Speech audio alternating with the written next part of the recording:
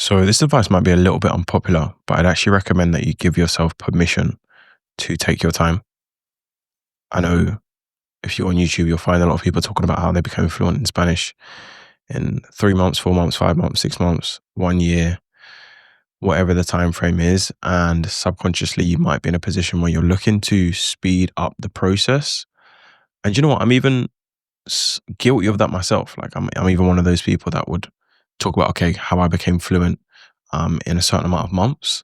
But the truth is, yeah, when it comes to language learning, uh, it's something that never really finishes, and it's something that you're going to be doing consistently for a very long period of time. And yes, it's true that you can reach a conversational stage within like a set period, but at the end of the day, it all depends on like what your schedule is, why you're learning the language, how you're learning the language, and really and truthfully, the people that allow themselves time, the people that give themselves the grace to say, you know what, this is actually going to take a while and that's okay, are the people that are way more likely to see it through. Now, if you don't know who I am, my name is Jonathan. I started learning Spanish back in February 2021. I was able to reach a conversational level fairly quickly, within a year. And I actually did a few interviews since then, just explaining the process that I went through. So this is the interview I did with Mike Ben. This is the interview I did with Pablo from Dream in Spanish. Big shout out to those guys. But it's interesting because one of the first things I recognize is that with my schedule today, I wouldn't have been able to do what I did to learn Spanish that quickly, or at least reach a conversational level. So at the time, as you can imagine, it was like the quarantine COVID period. I wasn't working a full-time job. I was pretty much just chilling at home. I was like a uni student slash dropout. I'd kind of just dropped out at the time. And I pretty much had all the time in the world to dedicate towards Spanish. And so my days were pretty much just filled with Spanish input. Now, if I compare that to what I'm doing now, whereby I'm working full time, I have a role. I have a role at the church that I go to. I play keyboard there. Outside of that, like I'm even making content. Outside of that, I have a partner. Outside of that, there's other responsibilities and projects that I'm working on. Just practically speaking, I don't have the same amount of time nor the same amount of mental focus to be able to do that consistently. And that's okay. Like you might be watching this, maybe you work 9 to 5. You might be watching this, maybe you have a family. You might be watching this, maybe you have other commitments. And the truth is, for most people that are watching this, you're probably learning Spanish as some sort of hobby slash personal improvement journey. Meaning it's not a case whereby you have to learn Spanish. Like otherwise it's all over. Probably isn't the case. And so when we actually if we're just honest with ourselves, the truth is there's probably a few things that you have in your life that might be a little bit more important. And that's okay. But what we can do is find ways to fit Spanish within that and then create timeframes based on that. Now, the truth is, a bit like the tortoise and the hare story, just because you're going slower doesn't mean you're not going to win. And just because you see all of these other people talking about how they did it so quickly and they reach fluency and they put their videos about, okay, this is my 2 month progress video and they're speaking perfect Spanish, supposedly. It doesn't necessarily mean that what you're doing is wrong and what they've done is right and you're so far behind. What it means is that there's context.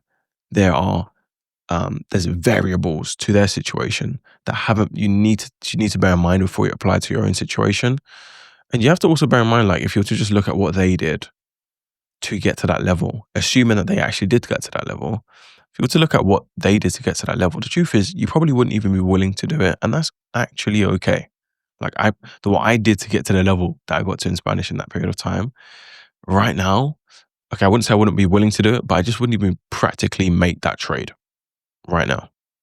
Okay, so it just depends on where you're at, what your priorities are. But the first thing I definitely say is like give yourself the permission for it to take time. And the funny thing is the longer you're willing for it to take, the faster it will likely come. And one thing that will definitely help you to give yourself the time to take your time with learning Spanish is the way you're thinking about it. If you're thinking about Spanish as like, okay, great, this is this large curriculum that I need to learn. Okay, so I need to learn all of these verbs. I need to learn all of these irregular things. I need to learn all of this vocab. I need to learn all of these adjectives. I need to learn all of these grammar structures. And then great. Once I've gone through all of this as quick as possible, I'm going to be fluent. I'm going to be fluent as soon as possible. If that's the way you're processing learning Spanish, unfortunately, you're going to be tending towards rushing. But then when you switch and you realize that, hang on a second, this is really just building a relationship with Spanish. And the deeper the relationship I have with Spanish, the more I'm going to be able to speak Spanish, the more I'm going to be able to understand Spanish when it's spoken. Well, then it changes a little bit, and you realize that this is just lifelong journey. The same as becoming a best friend, having a best friend. It's not like okay, yeah, I became a best friend with this person in 3 months. It's more of like, yeah, that's my best friend. We speak all the time. We have a good relationship. Still getting to know them, but like I just enjoy their presence. And if you can approach that, if you can approach learning Spanish in that way, it's going to be way more sustainable for you. And the reason why I mention this, and this links on to my second point, is because instead of optimizing for speed, I actually believe it's better to optimize for longevity. Meaning there's this rule when with like, do you know what? A lot of different ventures in life, whether it's YouTube, there was times where there was a time when I was quite into like financial trading and stocks and all that stuff. And one of the rules that I learned is that the whole idea is that whatever you do today needs you to allow to carry on playing tomorrow. So if I'm trying to learn Spanish, yeah, the whole point is that whatever I'm going to do today to learn Spanish, it needs to set up the ability for me to carry on going tomorrow. And so if I'm just prioritizing speed, I'm like, okay, cool. I want to learn Spanish in 3 months. What does that mean that I need to do? Oh, that means I need to do 12 hours a day. Great. Now, for some people, in some cases, depending on the level of motivation and why you're learning it, don't get me wrong, I'm not one to limit anyone's capabilities. If you want to learn something quickly, you will never catch me saying, "Oh no, that's impossible." That's not my vibe. But depending on who you are, you have to know what is what is going to help you to have more longevity when it comes to learning Spanish. That's priority. So if doing 12 hours in one day means that your longevity will suffer, I would argue for most people that's not worth it. It's much better to do 1 hour and say, yep, I'm doing 1 hour because I know that very easily I could do another 1 hour tomorrow.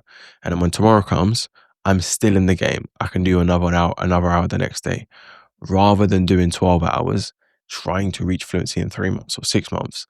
And then tomorrow comes and you're out of the game because you burnt out, quote unquote. So we can prioritize longevity, and paired with the longevity is prioritizing enjoyment. If we can prioritize enjoyment, right, we can prioritize building the relationship, we will find that naturally we will go faster. Naturally, we will spend more time with Spanish. Because the famous phrase goes, I don't know who said it, but I read it in a book somewhere. And it talks about, listen, the person that loves running will run further than the person that just loves the idea of the destination. Okay, it's not my quote, but I love that, especially how it applies to language learning and learning Spanish. It's the same thing. If you can pick up the love of just spending time with Spanish, whether that for you means getting an input, whether that means for you reading some grammar exercises, which I wouldn't recommend, whether that means, okay, I want to do some vocabs and like learn and doing some Anki, which personally I never did. But whatever that means for you, if you can actually get to the point where, okay, great, I'm enjoying spending time with Spanish and I'm doing it in a way that allows me to prioritize longevity, then I believe you're winning. Okay, I believe you're winning. Now, with that being said, there's still going to be people wondering, okay, that's all great, but like, how long is this going to take practically? I just want a rough idea. Yeah, so the truth is, yeah, if I look at online and see how people have progressed, to get to a decent level of reliable conversational ability in Spanish, what I'm seeing is that on average it's going to take, depending on your schedule, between 1 to 4 years. Now it's a big gap. Right, it's a big gap. 1 year and 4 years. There's a big variation, and it's supposed to be like that because it really depends. There are some people that, depending on their schedule, as I said, depending on their drive, depending on their consistency, depending on their discipline, they will get there faster. There's some people that they'll get there in 4 years, and the thing is, that's fine. That's not even a problem. Because at the end of the day, you'll get to the conversational level that we're talking about, and you realize there's way more to learn anyway. And so you have to carry on going. So it doesn't really matter. Like, there isn't actually an answer. I say 1 to 4 years to get to some sort of conversational level. And I'd say that is a decent time frame. Do you know what? It's probably, you could probably get there faster, to be honest. But the thing is, um, ultimately, once you get there, you'll notice that there's way more to learn. And so it won't really mean anything, which is what most people that get to some sort of intermediate advanced level, ask anyone you know that learned Spanish. It sounds all nice. Like, once you're at the beginner stage, oh yeah, I want to be fluent, I want to be able to speak Spanish. And that's excellent. You definitely want to get to that point.